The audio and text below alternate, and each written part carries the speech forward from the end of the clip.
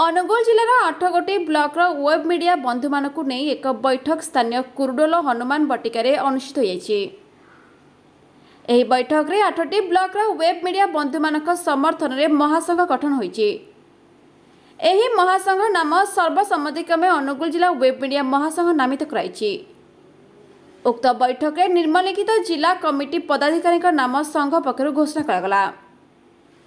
जिला सभापति रूपे शशांक शेखर सामल, उपसभापति रूपे दिलीप कुमार नायक, संपादक रूपे विभूतिभूषण प्रधान, कोषाध्यक्ष रूपे प्रेमानंद नायक, उपदेष्टा रूपे राकेश कुमार सामल, कार्यकारी सभापति तथा आईटी सेलर अध्यक्ष रूपे निपु भूतिया, सह संपादक रूपे सत्यप्रकाश साहू, कार्यकारी कोषाध्यक्ष रूपे निहारंजन पट्टनायक एवं समन्वयकारी रूपे किशोर कुमार भूतिया नाम चयन करागला।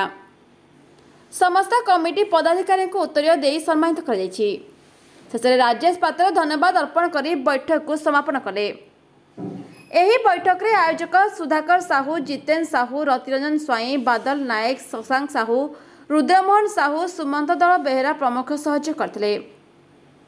प्रकाश थाउ कि 8टी ब्लॉक 82 जन वेब मीडिया बंधु उपस्थित थे।